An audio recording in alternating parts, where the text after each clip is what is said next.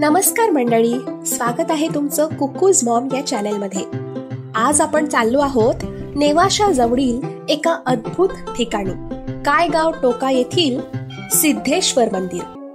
प्रवरा आणि गोदावरी नद्यांच्या संगमावर वसलेले हे मंदिर आहे इतिहास आणि निसर्ग यांचा सुंदर संगम।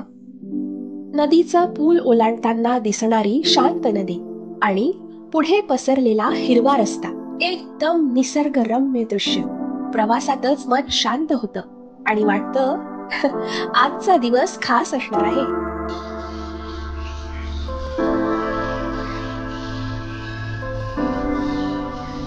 हेच ते सिद्धेश्वर मंदिर।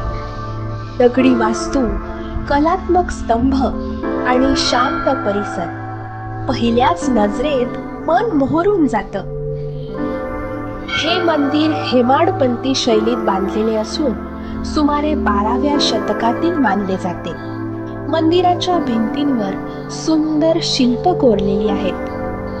देव, अप्सरा आणि नाजूक कलाकुसर प्रत्येक दगडात जणू त्या काळाच्या कुशल कारागिरांचा श्वास दडलेला आहे।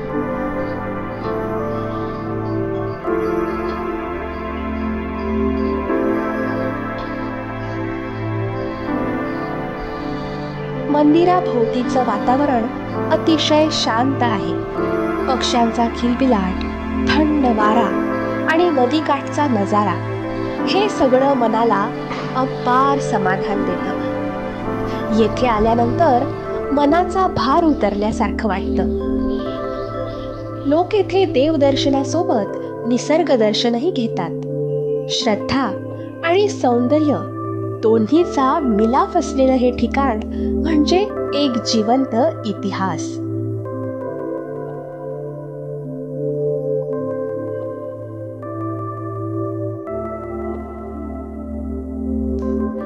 मंदिरातील घंटांचा निनाद आणि वाहणाऱ्या वाऱ्याचा आवाज हेच या स्थळाचं खरं संगीत आहे। मंदिराच्या परिसरात बसल्यावर केवळ शांतता नाही, तर एक अदृश्य सकारात्मक ऊर्जा जाणवते। येथे वारा जणू मंत्रोच्चारासारखा वाहतो आणि प्रत्येक श्वासात भक्तीचा सुगंध भरतो।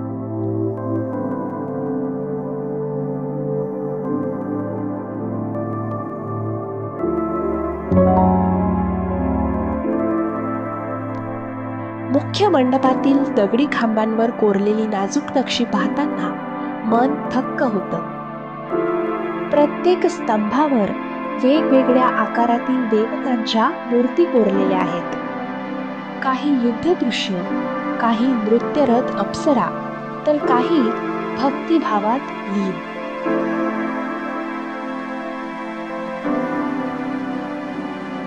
मंदिराचा शिखर भागही अतिशय सुंदरपणे रचलेला आहे, जणू दगडातून फुललेलं एक कमळच।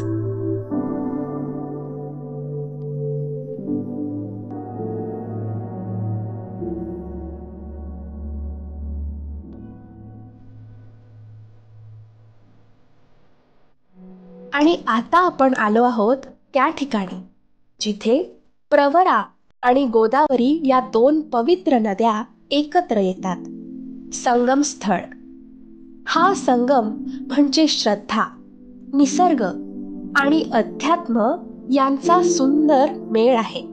इथलं पाणी, त्याचं शांत वाहणं जणू जीवनाचंच प्रतिबिंब। कुकू आणि बबडू तर अगदी रमले आहेत।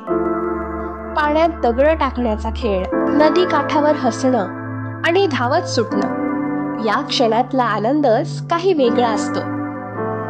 हा होता आमचा छोटासा प्रवास कायगाव टोका येथील सिद्धेश्वर मंदिराचा, जिथे निसर्ग, श्रद्धा आणि इतिहास एकत्र भेटतात। व्हिडिओ आवडला असेल तर लाईक करा, चॅनलला सबस्क्राईब करा आणि पुढच्या प्रवासात पुन्हा भेटूया। धन्यवाद।